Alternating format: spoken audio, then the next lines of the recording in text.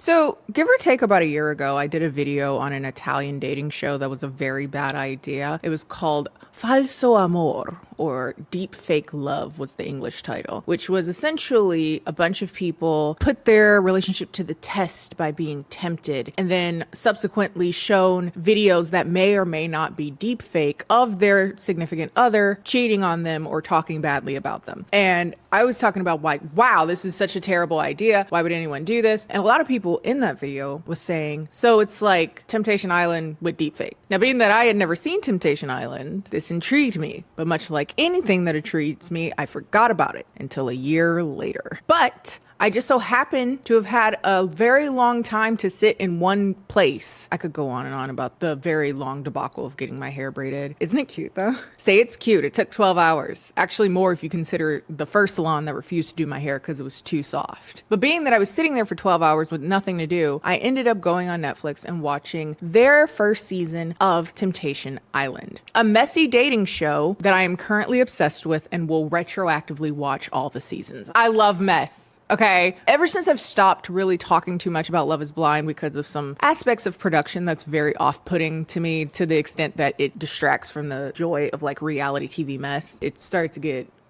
gross. I have been looking for new messy dating shows along the way, and a lot of people recommended this one. Oh my God. As you may have gathered, Temptation Island is a messy dating reality show in which couples, usually on the brink of breaking up because one or both of them have already cheated, go to an island to be tempted by 12 hot men or 12 hot women in a house away from their partner to see if they can withstand the temptation, understand more about what they need from a relationship, and either choose to stay with their original partner, leave with a new person, or leave alone. If parts of this sounds familiar, I was talking about how Deep Fake Love felt like the ultimatum roided up. This is similar to that in that it is walking this very blurry line of what is and what isn't cheating, but this show seems to be a bit more explicit in what those lines are. Originally, the show was from the early 2000s, but it was revamped for USA back in 2019. It did like 6 or 7 seasons or something like that. And now this is the first season that is produced by Netflix. And it's my first introduction to the show because I haven't had cable since I was like 18. And like I said, I had shit else to do for 12 hours. So I watched all 10 episodes. And today we're going to talk about the first 5. There's a lot to talk about this show. Oh my God.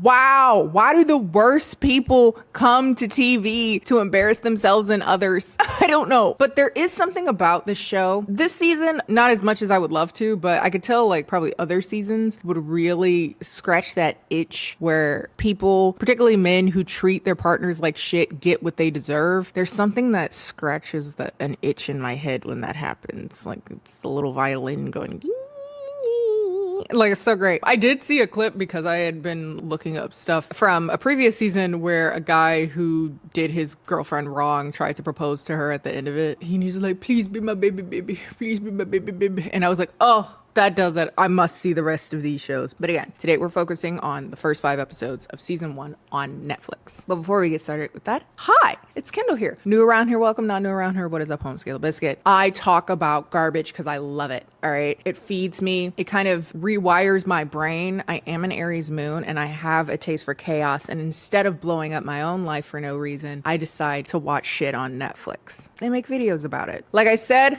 compliment my hair. It took a very long time.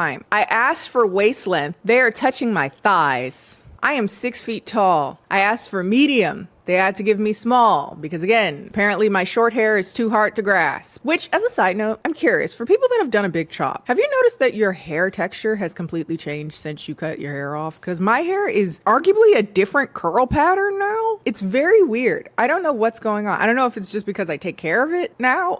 Like, I don't neglect it as much as I used to because I see it. But, like, I feel like my curls are a different shape. They feel texturally different. Yeah, weird. But yeah, I finally got my bohos. But yes, I'm keeping these in forever. But that's all my little preemptive ramblings, and we're going to send it over to Admiral Kenny to pay some bills. Thank you. Hello everyone, this is Admiral Kenny, and today's video is sponsored by Calm. Life is stressful. Okay, you got school, you got work, you got your kids, you got your pets that are your kids. Sometimes you need a little help in managing the stresses of life, and that is where the Calm app comes in. It's fully decked out and devoted to reducing stress, getting better sleep, and relieving some of life's anxieties. They have guided meditation, relaxing music, soundscapes, stories to lull you to sleep, breathing exercises to help ground you, and expert-led talks to help you manage negative feelings. I'm a very anxious girly. I get very in my head, very overwhelmed, and sometimes I just need a moment. And guided breathing in particular just takes a few minutes, 2-3 minutes to just stop, center. Woosa. Also, the bedtime stories make me feel like a kid again, safe, relaxed, and being lulled to sleep by a magical world. I was listening to a fantasy story that was very cute. Part of the reason why I got my bonnet on is because it lulled me into a nap.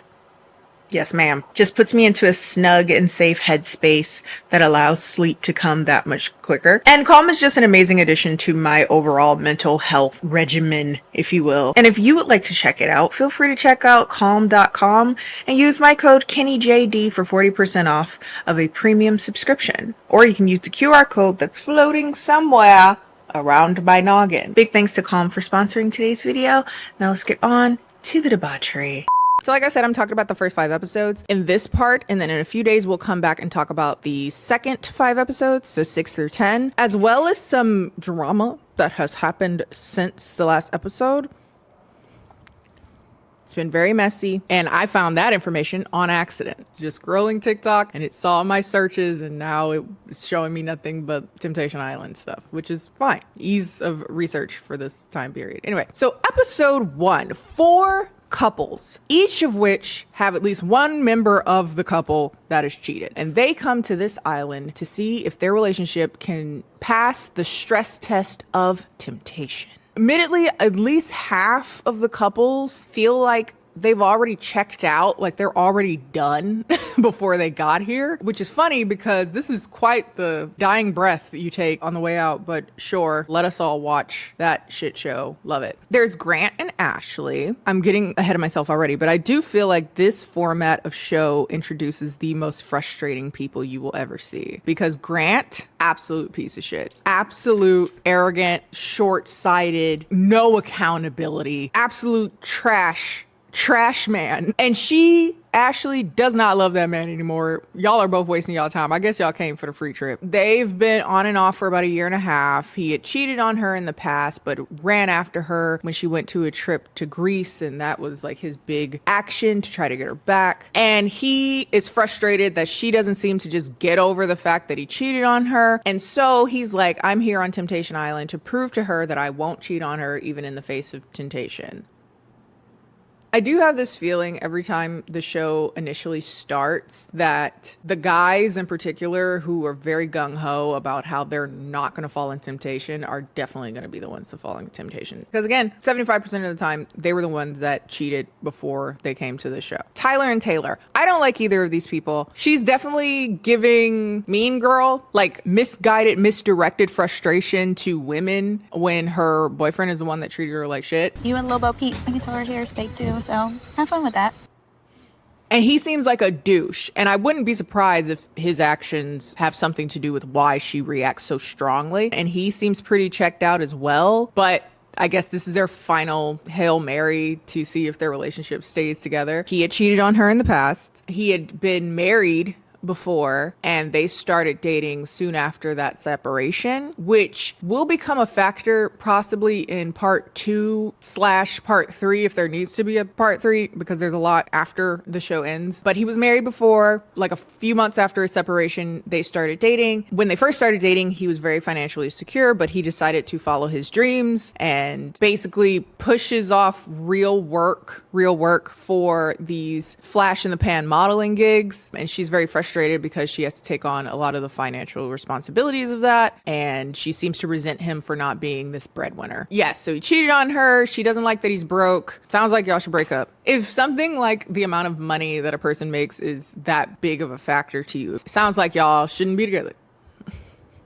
But okay, next we have Alexa and Lino. They're pretty boring. I find Lino arrogant, but I guess in comparison to the crazy egos of everyone else, particularly the men, he kind of gets overshadowed quite a lot. In the very beginning of their relationship, Alexa apparently cheated by lying to Lino and another man that she was exclusive with both of them. After that came out, Lino has always been struggling to forgive and forget that, even though that happened the first month of their relationship and they're now like 4 years into it. That's crazy. Y'all been together for 4 years and y'all been arguing about the same thing that happened when y'all met a month into your relationship. Y'all should have just broke up then at that time. Why are you staying to be mad at me? That's how I feel about anybody that stays in a cheating relationship. That's why I feel like for everyone involved, when a motherfucker cheat, leave. Because you gonna be mad, they gonna be mad at you because they mad at themselves for the shit that they did, but they'll make it your fault. And then y'all can't work anyway because you don't trust that motherfucker. I don't understand why people I don't know. She had gotten divorced from her partner that she was with since high school. They were high school sweethearts. They got married very young and divorced very quickly. She was dating around, insecure, and she really regrets how she handled it. And she's like, I have been choosing you every day for the last 3.5 years. I don't know how much more I can prove that to you. Also, there's been a strain on them career-wise because she's a travel nurse and he's been traveling with her for each of those jobs. And it really messes with his ability to go after his own career aspirations because they're always moving for her. And I can understand how that can be particularly stressful. So that's them. But overall, they're pretty boring, which is what you want to be in a show like this. And last but not least, I guess depending on how you look at it, we have Breon and Shantae. Oh my God. I don't know how another couple could make Grant look better in comparison. That's really embarrassing. But this is quite possibly the most embarrassing couple I've seen on a show like this, possibly ever. But certainly in a very long time. They gonna be somebody's pastor someday. This has all the makings of giving his life to Christ, and she's gonna say that's why you single in 15 years, because you don't want to deal with the growth of a man. But their issues are that he is a self-proclaimed flirt, very sexual. He's had a very wild sex life prior to her. He's done threesomes, which he will mention a lot. He cheated on her and left her for another girl, but quickly returned, realizing that, the grass isn't always greener. But his main gripe, I guess, seems to be that, again, he's a very sexual person and Shantae is not as much as he is. They also met in church, if I remember correctly, or in some way related to church. And I was like, oh, okay, so she's Madonna Horde in your head. I can already see that. Like, he doesn't see her as a sexual full being, really. Or he doesn't think that's possible, that someone can be emotionally available and emotionally competent and supportive and also be into freak shit if that's what he's into. He wants to prove that he's not going to cheat on her in the face of temptation and that he can be platonic friends with women, which seems to be a concern of hers greatly, that he seems to be a bit too flirtatious with his female friends, like they're just friends.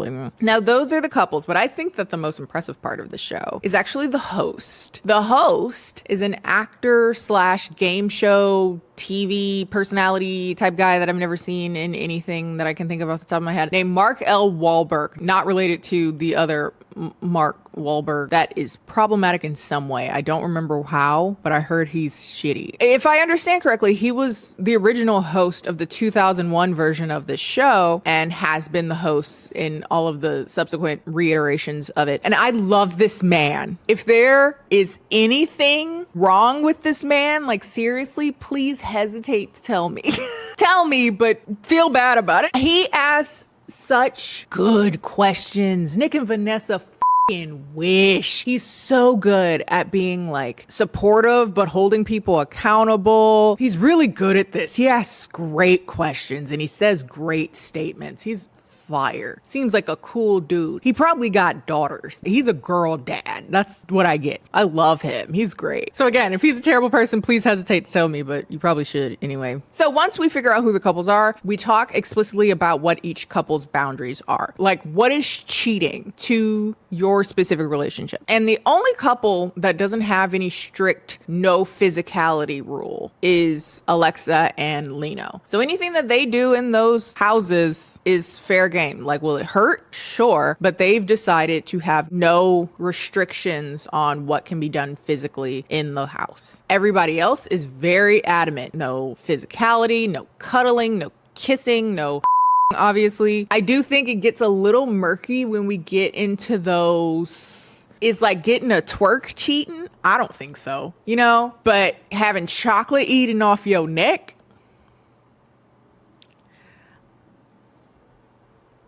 What are the boundaries there? It's kind of up in the air. They are more explicit about this than I think the ultimatum often is. Like, are we allowed to f the other person? Like, are we allowed to make out with this other person? These people are pretty explicit.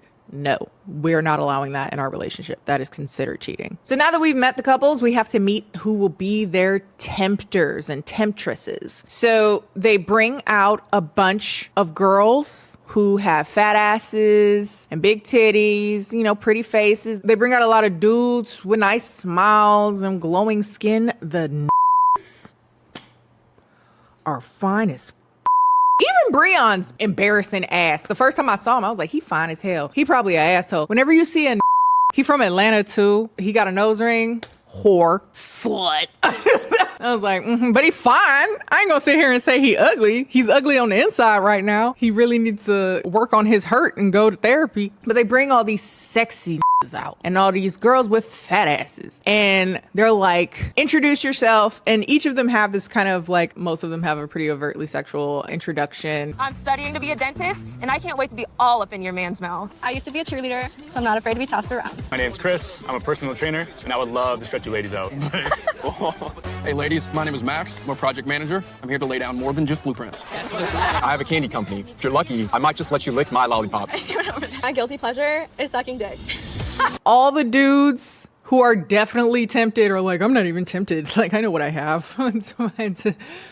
Like I was saying, sexy black dudes, I was immediately like, wow, Yemen, fine as f.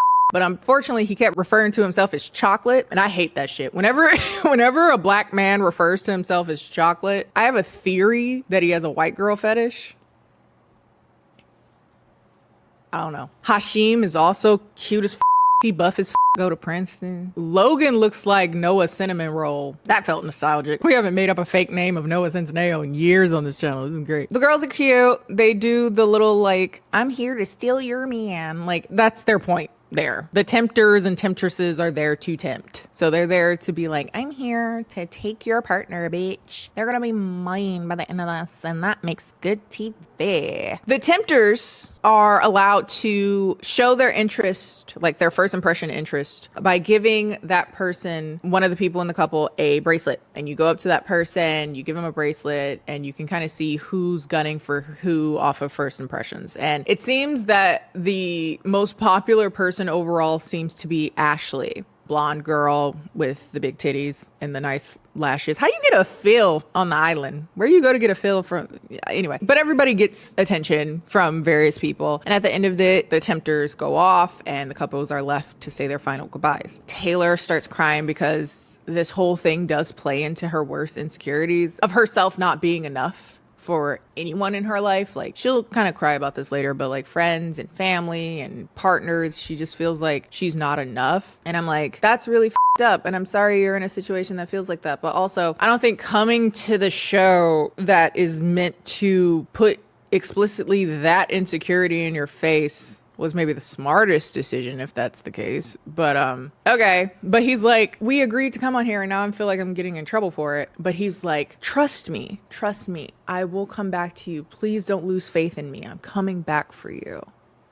Says a that will not be coming back for you. Let me tell you that. So now it's the first day. They're single and it's time to pick people for the first dates based off of, again, just initial reactions. They do this in front of each other. And so there's like a lot of like sly back and forths from each side. Like one of the dudes was like, oh, look at the guys. They all have little dicks. And oh, this color is ugly. Oh, he's so arrogant. And then the girls are like, I bet she's one of those natural ones that doesn't wear deodorant. I can tell. It's like, oh. There's like natural girls, you know, like doesn't wear deodorant. And the girls are like, well, they look better when their clothes are on because like whatever that bikini thing was. Like, okay. Alexa picks a light-skinned dude that I don't really remember very well. I don't think he'll be particularly important. Taylor picks this buff dude named Chris. Shantae picks Hashim's fine ass. Ashley picks the Noah of a Negro guy who's very young. I think he's like 22 or something like that. And so he acts like it. I think his whole personality trait is like, yeah, I'm attractive and I'm 6'5". So I guess it, like, I don't know. I guess if you're into that. Tall are so corny. Tall that are aware that they're tall is so funny. We know we see you. What else? Now the men, Lino picks Natalie, very cute girl. Tyler picks, we'll get to his pick in a second because I have a lot to complain about. Breon picks Amaya, who I love, by the way. She's real. I love her by the end of the show. I don't know if I'll talk as much about how like she's really cool until the end of the show, but love her. My favorite person, spoiler. Grant chooses this girl named Olivia that I don't see a whole lot on the show, but actually is like, oh, he picked her because she reminds him of me. But Tyler, okay, his original partner, Taylor, says, I think he's gonna pick the girl in the yellow, who is this girl named Kay. She's a petite blonde girl, the one that she was ripping on for having extensions. But instead, he picks Courtney, who is stunning. This stunning black girl. And I don't like how everyone responded to that, okay? Everyone was like, oh, okay, interesting. Bitch, what? What is interesting? Oh, I'm so proud of him, Taylor goes. She's like, I'm so proud of him for getting out of his comfort zone because I thought he was going to go with yellow dress because that's his usual type, like to a T. And I'm like, I don't like any of that. I don't like none of that. Why are y'all acting like, oh, like she's an appetizer? Like, oh, I wouldn't think you could put hazelnuts on a savory dish. Oh my God. Like, bitch, she's a whole human being. Y'all are being weird. Y'all are being weird as God, episode 2. So they have their first group dates. All the men are with their dates together, and then all the women are with their dates together. It seems fun. The dates themselves tend to be pretty innocuous, so I don't plan to talk about that a whole lot. But when they come back to the men's house, all of the women are dressed in lingerie and trying to party, and it gets wild immediately. This is the first night. This is the first night. And when they get home, all the women are dressed in lingerie and taking shots and licking whipped cream off of each other and doing lap dances and seductively doing body shots and all types of shit. And I'm like, y'all up on the first night. This ain't cheating. The chocolate thing, this seems suspiciously close to cheating to me. And all these is cheating except for Lino, I guess, whatever happens with him, because again, there's no barriers on how he goes about things. He can do whatever. So yeah, this is a time. And that same night, Grant is already saying, hey, I'm thinking maybe me and Ashley shouldn't be together. I thought you were there to prove yourself. He didn't last a day. And then at the women's house, they just talking. They're just getting to know each other. It's very chill. So the next morning, Ashley is by the pool kind of thinking about her relationship, and Alexa comes over to talk to her. And as they're talking, she's just very honest about like how after everything that Grant has done throughout the relationships, she's upset with herself that she keeps going back, that she keeps taking him back. Like, why have I allowed him to treat me like this? What am I holding on to? And the only time that he kind of gets his shit together is when I'm about to leave him. And that's just an awful cycle. He just constantly overpromises and underdelivers, and it's embarrassing. And I'm like, yeah, that's a good sign to leave. She's definitely like mentally leaving. Again, I don't know why we came to this show. Originally, he brought her there to prove that he, you know, won't cheat on her, won't fall into temptation. And then just the first night, he was saying, maybe we just shouldn't be together. Maybe I should. I don't know. Alexa also ends up sharing her frustrations with her relationship to Lino because, again, he still holds over her head that she transgressed the first month of their relationship once they were exclusive. And she's like, it's so frustrating because I love him. I choose him over and over. Like, I don't need him. I'm not doing this because I feel like I need anybody. I love him and I'm choosing him. And for some reason, that's not enough for him. And that's so exhausting. I can't stay in a relationship like this where I'm constantly beating myself up. What more can I say? If you can't forgive me, then I don't know where we go from here. And that's fair. That's why cheating is so damaging. That's why I think when a cheat, maybe we should just call it, because I don't think I have the capacity to not hold that over your head for the rest of the time we're together. I don't foresee a future where that is not the case. Meanwhile, I guess after dipping his toe in the chocolate, Tyler goes to the woman that his girlfriend originally thought he was gonna go talk to, which is the blonde girl that was in the yellow dress. Her name is Kay. Further cementing that he just picked the black girl just to be a gotcha to his ex. Like, you don't know me as well as you think you do. Obviously, yes, she does. You picked the person that she thought you were gonna pick. You just wanted to do in front of her a little alley-oop like, nah, actually, I'm gonna go Negro tonight. Like, f you. Actually, you thought we were getting a burger when I wanted to go with jerk chicken. Feeling spicy. Come on, man. That's the vibe. He's like, f him. Which is fine, by the way, because Courtney was always more interested in Breon. Like, she gave her bracelet to Breon, and they get to talking. Mr. Threesomes, who talks about that a lot. He talks about threesomes so many times on camera. And he often talks about it in conjunction with talking about Shantae, like a contrast to Shantae. I love a good threesome, but I also, Shantae's also great. It's like those two things are not equal. And Courtney asks a valuable question, which is like, you don't think you can find a person that supports you, wants to know you emotionally and intellectually, someone who checks all those boxes, but is also as sexual as you are. And he genuinely seems thwarted by that question. Like, he does not perceive that as possible, which again reaffirms some of the initial like Madonna whore suspicions I had. Like, he definitely cannot see women outside of that binary, or does not see them outside of that binary as of right now. But this is like opening a whole new world for him, the introduction of that concept that could even be possible. Meanwhile, Shantae is chatting with one of the other girls, probably Taylor, about the likelihood of her being able to take Breon back if he cheats on her in the other house. And she goes, I don't think I could, because, it hurt me so bad the first time. I just don't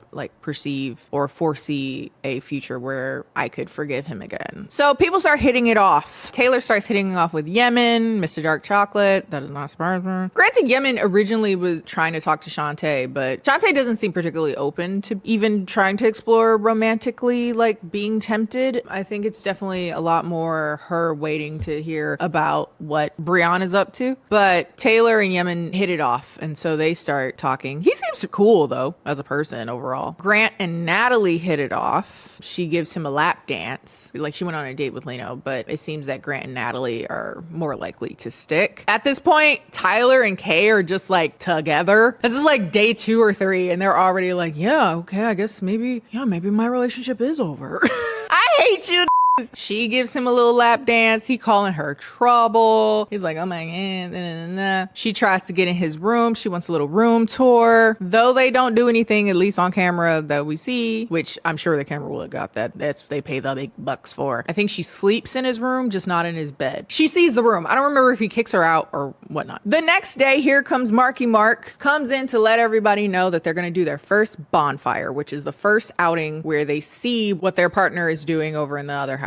See what's going on over there, what they're doing, what they're talking about. With the men, Grant sees Ashley talking to Alexa about how disappointed she is in Grant as far as him as a partner. The whole I don't know if I can trust him. He overpromises, underdelivers, yada yada yada. I don't know if I want to be with a guy like that. Very valid things to say. And instead of just acknowledging that she is reacting like this, behaving like this because of how he treats her in the relationship, he's saying that she just can't let go of the resentment that she holds from when he cheated on her. Now, the way she talks about him, it doesn't seem like it's just that. It's not just that he cheated on her. That's part of it, I'm sure. But she's overall, this dude treats me like shit. And instead of acknowledging that, he's just Mark, this is crazy. You can't trust me? What? That's crazy. And at the final bonfire, I'm going to, see if she's grown and if she's able to let go of that resentment. I don't understand. Why would you treat me like that? I'm not some bad guy. Off. And real Mark, Big Dig Mark is hey, you talk about her a lot. We need to talk about more about what you want to work on while you're here. What is it that you would like to work on that has you be less discontent? But right now we work on you. You're behaving as if this experience is incredibly transactional and that you don't cheat and she gets over her feelings of resentment. That's not how this works. And I need you to work on yourself because we can't control what she does. I need you to focus on you. What are you going to take from this experience? And he's like, yeah, I can do that. Breon just sees Shantae dancing with Hashim, which is nothing crazy at all. They're just having fun. He says, yeah, I like to see that. I want to see her having more fun because I do feel like she's kind of attached at my hip. So yeah, cool. Lino sees Alexa talking about how she doesn't need him. And I don't like how they edited that. They kind of edited it out of context because she was doing it in the context of saying like, I love him. I want him. I choose him. I don't need him. But he takes it like, that nigga. But overall, he's like, that hurts to hear because I've been supporting you so much, but I'm not going to make any rash decisions off of this. And it's like, good. Mark being a cool guy aside, this is still a reality show. So Tyler hears Taylor complaining to one of the guys about how Tyler hasn't worked in a while and he doesn't handle certain things that she would want in a man. And she's questioning if he's the right man for her, which is what this whole show is about. So that shouldn't be any shock to you. You know, it is the first bonfire, so it's probably nothing super crazy. They got hit with a feather, but the women though, theirs will always be a little bit worse. Episode 3. So this episode begins with the women's bonfires, starting with Ashley. They show Grant talking to Olivia about how he didn't know whether or not Ashley was for him. Again, he came in, he brought her here to prove that, you know, they can be together and that he won't cheat on her and stuff like that. And he's already like, maybe I don't want to do that then. And she's like, I'm kind of numb to it. It's whatever. Alexa sees Lino talking about how he still has resentment from 4 years ago. So she's like, yeah, this is an argument we've had over and over and over again. And I just carry a lot of guilt, not just from that, but from my previous marriage, from being the person that chose to end it, from my family and friends. And I just carry a lot of guilt and I just can't keep doing that anymore. And Mark, real ass Mark is like, yeah, that's all self-inflicted. Like, this is such a weight on you that is not yours to carry. And I'm like, yes, Papa Mark, Papa Mark. I feel like if you cheated in a relationship, like you cheated for a reason, go figure out what the you gotta fix in yourself before you keep hurting other people. That's up. I don't know. I ain't never had a person I actually care about cheat on me. There was a guy I liked that I was seeing that definitely cheated on me with his ex, but it didn't last that long. So I didn't really care that much. Like I found out explicitly after we'd already stopped talking. I was like, yeah, he's the type of to do that. If my boyfriend cheated on me, I'd kill him.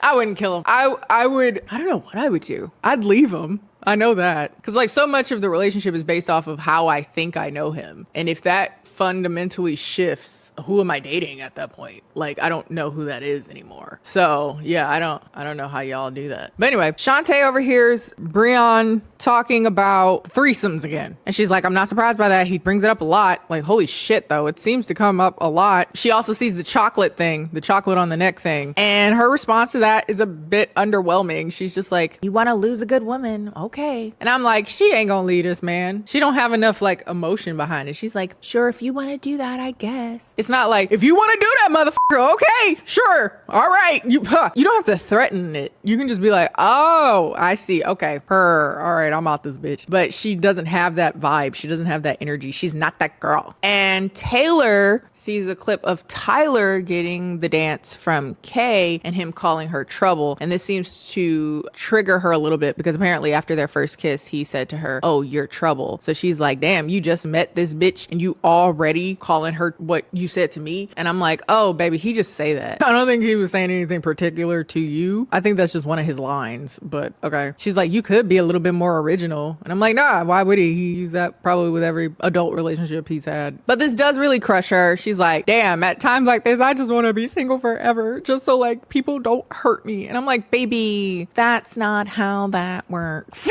Go get therapy, baby. If you're so emotionally intertwined with another person, there's going to be situations where feelings get hurt. Again, when people talk about like the ups and downs of relationships, I think that's the more appropriate estimation of that. I don't think cheating on you is a part of that. Baby, break up. You don't need a relationship. You need a relationship with yourself for a bit. I need you to go to therapists. More therapists if you're already going. Everybody get more therapists. Now done with the bonfires for the first time, everyone's kind of reeling, they're unpacking, they got to pick their next dates, during which Taylor ends up talking to one of the other guys, I don't even remember, and saying that Tyler has bitch tendencies, which, though accurate, is probably not the best thing to say if you were trying to maintain this relationship. Because she keeps saying, like, I want this to work so bad. I don't think it should, but if you're gonna try to keep it to work, telling another that Cho Man is a bitch is probably not the best way. Knowing that he will probably see this is probably not the way to go about it. But okay, what do I know? But if she's over this, just be over this. That's fine. but she seems to still be like going back and forth about what. And while she's going over that, he is over in the men's side, chatting it up, kikiing. I'm like, caking it up with Kay in his bed. They don't kiss, but they would be too close for comfort, in my opinion. Ashley started chatting to a dude that looked like Ken. I don't remember what his name is, but she basically says to him, so much of my life is going well. Why did the universe send me this piece of shit, man? And baby, just leave. You can leave. You don't have to accept everything that the universe give you, bitch. You could just send it back. The dudes are still playing a bunch of like games. Grant gets naked because he loses. There's a paintball booty rubbing thing. It's dumb. That's their like group activities while the girls like play soccer or something. Very normal. Ashley ends up picking a dude named Danny, who looks like Curtis Connor, to start hanging out with over Logan, the 6'5" one. Basically, for the rest of the show, she ends up feeling more for Danny, which Logan is like, I ain't gonna lie, I'm a little jealous of, but he's a cool dude, so I get it. So that's basically the gist of that. Taylor was talking to one random dude named Case, who is barely on the camera, but he seems to get jealous that she's talking to other dudes, which is the entire point of the show. Yeah, I don't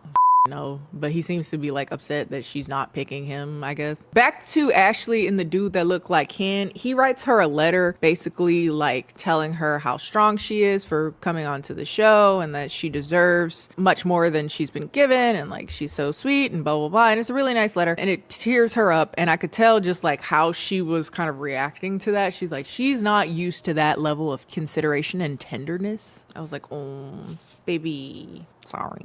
And at the end of the episode, Grant convinces himself that Ashley and him are over because of how she talked about him based off of the actions that he did, but I guess he just conveniently always edits that out so that he could kiss Natalie and not feel bad about it. Episode 4. They're still kissing into the next episode, yeah? And later, he's in like the talking head, like, technically, though I did cheat, like I crossed the explicit boundaries me and my girlfriend set. I don't want to think of it as cheating though, so I'm just not going to.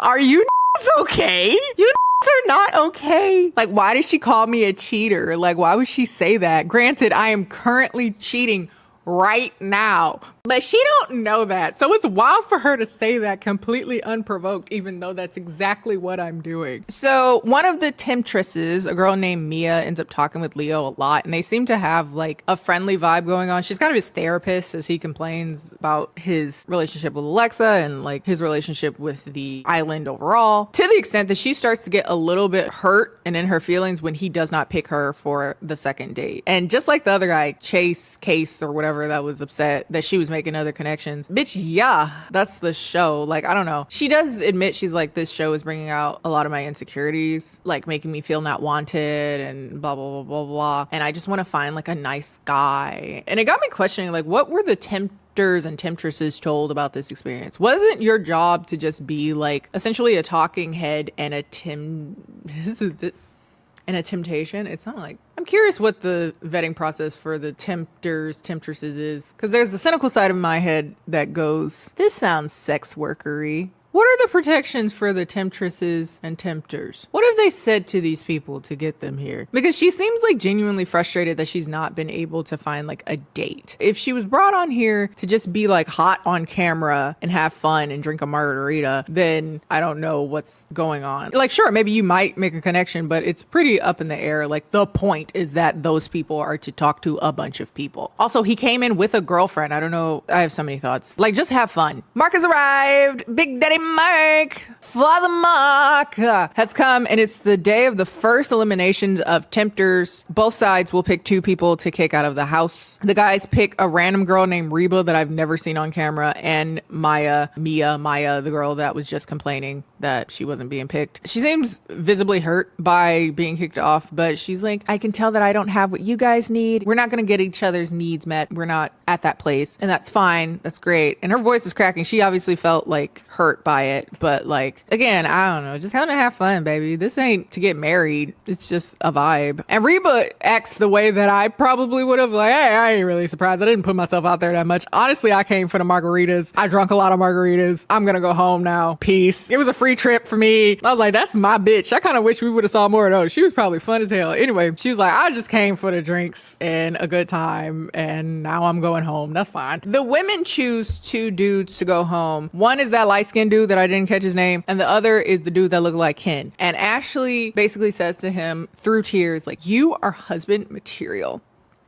Like, you're so sweet. You're so kind. And I don't have the ability to return the effort that you are giving. Like, you are so great. Then in the middle of them leaving, Cass comes out saying, I want to go home too, because the girl that I was talking to, I guess, isn't focusing on me enough. So he's like, peace. I'm like, okay, gotta make this about you. We've seen you 3 times on camera. So now that people are gone, they decide to bring in more people on each side. They bring in 2 dudes who we barely see on camera, and we bring on 2 girls barely see on camera. One of them, I believe her name is Angel, the black girl with the, well, actually every black girl basically has bohos, but this specific black girl with bohos, she's funny. What little I see on camera of her, she's very funny, but they don't really show up that much. But the other girl is important because she ends up being kind of a pawn in Grant's desire to make Natalie jealous, right? Natalie has shown that she is the most sweet, kind-loving individual on the villa. Yeah, I want to see if she's got some sass to her, so I'd like to see her be a little jealous. The new girl licks something off of his body, a shot, maybe chocolate, I don't remember, on the table directly in front of Natalie. And he says in the talking head, like, she's so sweet, I want to see if she gets jealous. That's also what that did. That's also what that did. He was terrible. Oh my God. The one that cheated on me. He also did that. And he got so mad when I had like no reaction. I'm like, then be with them. I don't know what you want me to say. This dude sucks. He tried to say me jealous, and I was like, you know you can leave, right? And he's like, would we still be friends afterwards? I'm like, no. And that's fine. It's okay. And then I tapped him on the nose and was like, you met your match. One of my favorite stories of my times of hoeing. Thank you. Thank you. Basically, she does what I would have done, which was like, no, we're not doing that. We don't do that. If you want to chalk it up with another person, I will back up. I will back off. I'm not going to go jealous and be like, yeah, get my man. If that's what you think you want, I am not that bitch. I will back up. I don't care enough to do this shit. Grow the fuck up. Do you want to be with me? Do you want to keep talking to me or not? And he was like, yeah, I'm sorry. I'm sorry for disrespecting you and blah, blah, blah. And he was like, oh, okay. I just wanted to see that you cared. Grow the fuck up. Go to therapy, bitch. It's weird. You're weird. Alex, I was going to say Asian girl, but I just realized that Alexa is also Asian. Alex, the Asian girl in the men's house, tries to entice Breon. Granted, Lino is also interested in her, but she's definitely more leaning towards Breon. She come into his room with a coochie cutter dress, and he, like, with great difficulty pushes her away, like, no, I know this is a temptation, but I'm gonna need you to go. And I'm like, oh, he doing better than Grant's ass. Tyler and Kay are still cuddling in his room. They end up sleeping in the same bed together, cuddling up. That looks, you know, kind of sketch to me. So temptation obviously is all around. So who do you think will be the person that will slip up first? Grant. And by slip up, I mean taking explicit steps to get naked and Natalie in the shower. After she said in a different conversation, like, hey, I don't want to do anything that you don't want to do. I want you to be present. I don't want you to regret anything. If we doing this, we doing this. So we did all the checks and balances. He decided to her in the shower. If you watch anything with subtitles, it's just like wet rhythmic slapping and moaning and groaning. So can you guess what they're doing? They're doing a really difficult puzzle together and fixing tiles. And then in the morning, he's like, damn, I did exactly what my girlfriend thought I was gonna do, which is cheat on her. Wow. Damn. Okay, back to Breon again and Alexa. Lino is also interested in her, but she's more interested in Breon because he reminds her of people that she would have out in the outside world, because she's a person that her friends a lot, and Breon is a person that his friends a lot. So much for a guy that was trying to say, I can be platonic friends with women. You just showed, no, like I explicitly my friends often, which I don't know if this is just me being too prudish or closed-minded. It's possible, but I think that's a terrible idea. I think that's a bad idea. Generally speaking, like maybe you have 1 or 2 people that are like your friends with benefits or whatever, but the concept of like cyclically fucking your friends, I think eliminates them in the semi-neutral way that friends should be in your life to some degree. I don't know. I wouldn't want the only people in my social circle to be people that I fuck personally. I could see that having a lot of issues. I don't like the idea that everyone around me exists in some degree or another with the expectation or the context of sex. Grant is boohooing, singing terrible songs about his regret, and he tells Natalie, hey, I don't think that we should do anything physical going forward, you know, and she's like, okay, yeah, that's fine. I told you I don't want you to do anything you regret. So Mark comes in again. It's time for another bonfire. The women go first. Shantae sees the close call between Breon and Alexa, as well as his moment saying something along the lines of like, I'm seeing that there's girls here that would support me in the same way that Shantae does, but are also sexual. Again, this is another thing that she doesn't react to particularly strongly. She's just like, that's kind of wild that you feel that way, that you think that way, because like, what? Because how do you know that? You barely know them. But she doesn't say it particularly spicy. She's just like, interesting, okay. And I'm like, okay, what makes you mad? Something has to upset you a little bit. Alexa sees Lino upset about him saying she doesn't need him. She starts crying because Mark is like, you need to take care of yourself for once. You're a nurse. You're constantly helping other people, like blah, blah, blah. She's like, yes, I love Mark. Yeah. And the episode ends with Ashley seeing Grant kissing Natalie and f***ing her in the shower. Episode 5, she's like, no expression, like, at all. She's like, you know, honestly, I feel pretty relieved because I've always had this like, is he? What is he doing? Maybe. And there's something about seeing it so explicitly that just makes me go, yeah, I'm not missing out on nothing. He's the piece of shit that I always thought he was, but was gaslighting myself into thinking that he wasn't. But here it is. Here's the evidence. This is that.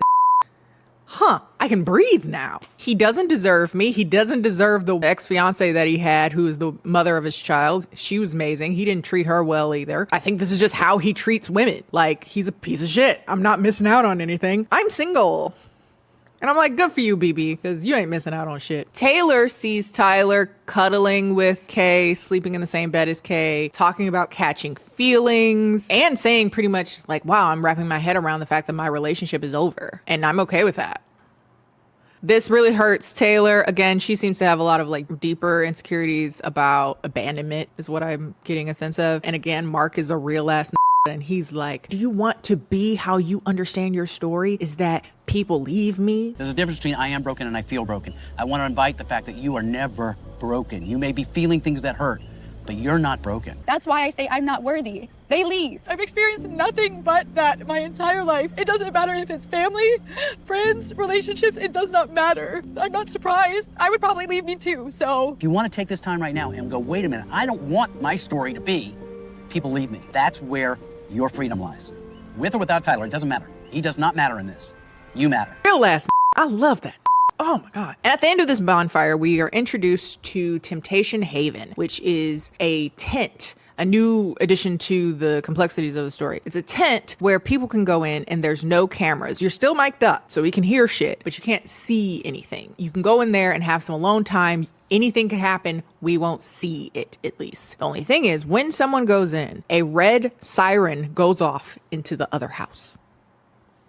And so that other house knows that someone, we don't know who, has gone into the tent. Psychological warfare of the production versus these people. That's crazy. Bonfire for the men. Tyler sees bench tendencies, doesn't love it. But again, I feel like he's already mentally checked out anyway. He trying to be with Kay at this point. He's like, oh, okay, that's up. Like, I mean, I'm always feeling undervalued in our relationship anyway, so this is just a continuation of that. Breon sees Shantae having valid issues with him not having deep conversations in their relationship and making everything a joke when she's trying to be explicit about her wants, desires, insecurities, expectations. And he's like, she ain't wrong, because while I've been here, I was like, wow, I know things about these women in this house that I don't know about my own girlfriend. I'm very emotionally closed off to her, apparently. And I'm like, bitch, what do y'all talk about? Like, you have this love that can survive cheating. What do y'all have? Like, I don't understand. What do you talk about? What do surface talk about? I don't understand, as a bitch that maybe gets a little too into people's psyche upon like basic conversation. What do y'all talk about? I don't know. I don't understand. talking about the same shit that they talk about in person, so it's no big deal. It's her saying like she chooses him every day. I don't understand, like, how do you still feel this way? And if this is how you're gonna feel regardless, I don't know if I can do this relationship. And he's like, yeah, I need to recognize that a lot of that is insecurity in myself. It has stopped me from accepting what she says is the truth and really acknowledging the everyday choices that she makes for me. And I'm like, okay, I guess y'all could, get somewhere. Grant sees Ashley saying, I don't know why the universe sent me this piece of shit of a man. I hate this. I hate him so much because he has the nerve to be upset. She's so fixated on my mistakes instead of who I am, and she's only, like, the universe gave her this piece of shit man. I am not a bad guy. I am a good father. I'm a good man. I have good intentions. I have a big heart. I have a lot of love to give. She's not letting me love her, and... As if he didn't just cheat on her on television, knowing that it's going to be recorded and shown to her in a mere few hours. He says that she's so fixated on one mistake. Granted, she doesn't know all the other mistakes I'm making over here, but like one mistake. I'm not a bad guy. I'm not this terrible person. Again, I don't think staying together after infidelity makes a lot of sense, but if you are gonna stay together, he's not Alexa. So far, Alexa is pretty clearly not there to make a romantic connection. She's like, I'm here to get new perspective, to talk to new people. I am not here for a romance, to the extent she kicked off one of the who was trying to get to know her as a romantic thing. She was like, I am not here for that. I'm trying to get to know people to broaden my horizons and have a deeper connection. He was there and was already questioning whether or not he wanted to somebody the night of, and then somebody 2 days or so after that, and then gets mad that she guessed correctly that he's a piece of shit. You haven't been choosing her every day the way that Alexa has been choosing Lino every day. You are not that guy. You are not that guy. You are the guy that cheated on her last night. Leave that bitch alone. She has every right to say, wow, the universe sent me a piece of shit, because you are. Mark tells them about the Temptation Haven and they're out. She announces to the house, all the men in the house, Ashley, she announces that she is single. So, because he cheated on me. He f***ed her in the shower.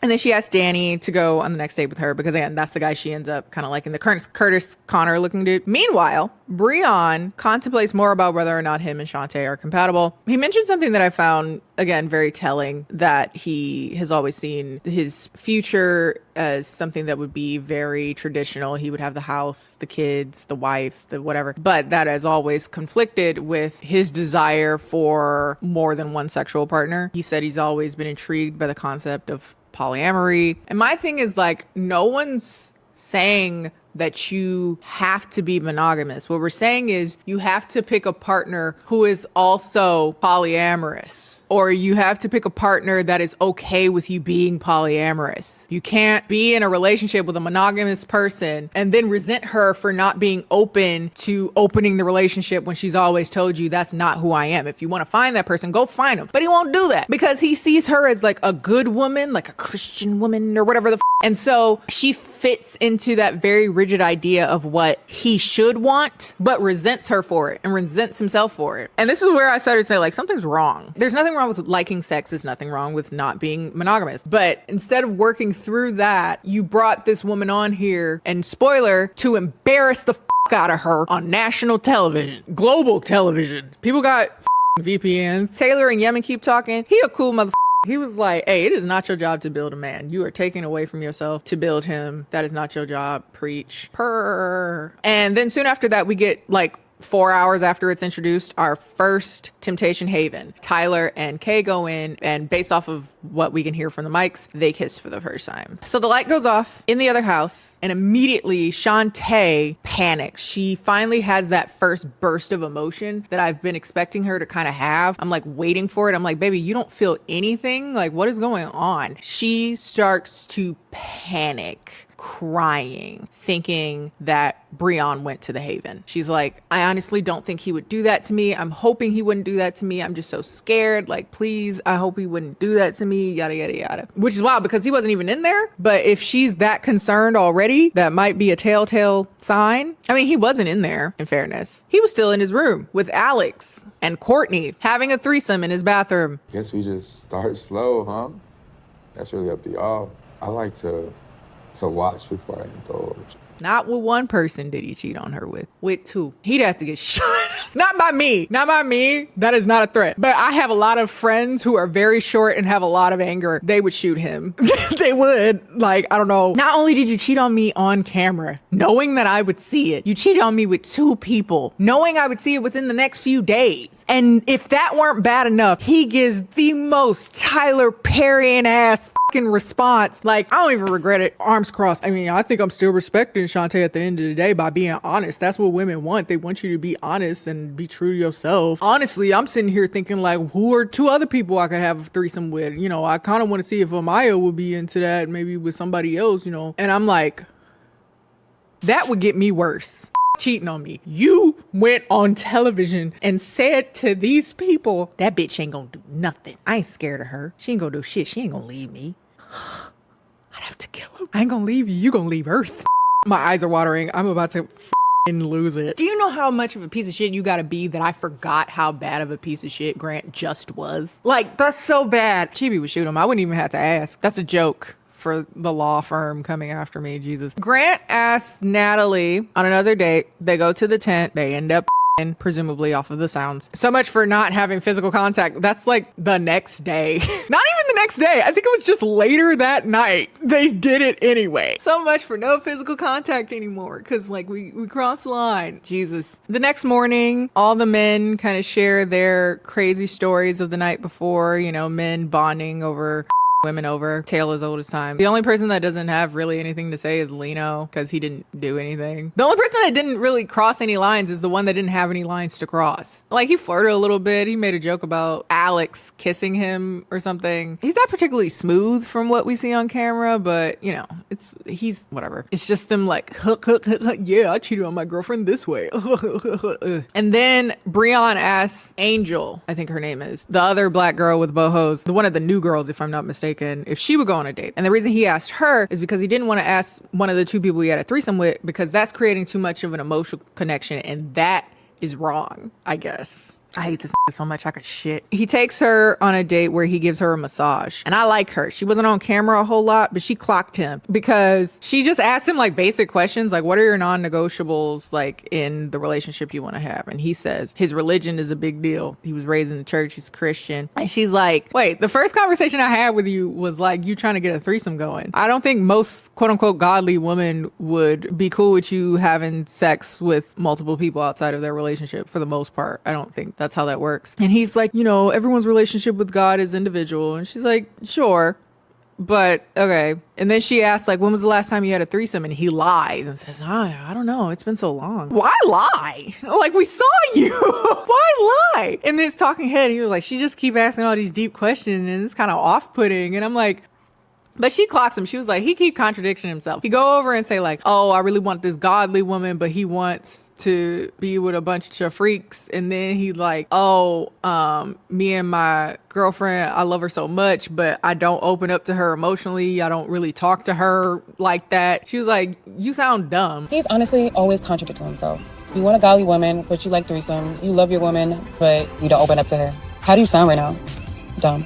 I was like, yeah, her. We should see more of her. But she kept her life to herself. Good for her. Like, he doesn't know what he wants. And it's very annoying. Ashley and Danny keep dating. They do like a intimacy date, like intimacy yoga or something. And that was like, oh. She finally smiles, like a full smile. She actually looks happy around him. And I was like, oh, good for her. Because that took your smile, ho. Don't let him. Which, again, works out completely fine because Grant is Natalie basically every night at this point. So I guess y'all cool then now because y'all pretty broken up, I'd say. But the episode ends with the light going off in the men's house, meaning someone from the women went to the Haven. And Grant has the nerve to say, you know, selfishly, I hope it's not Ashley.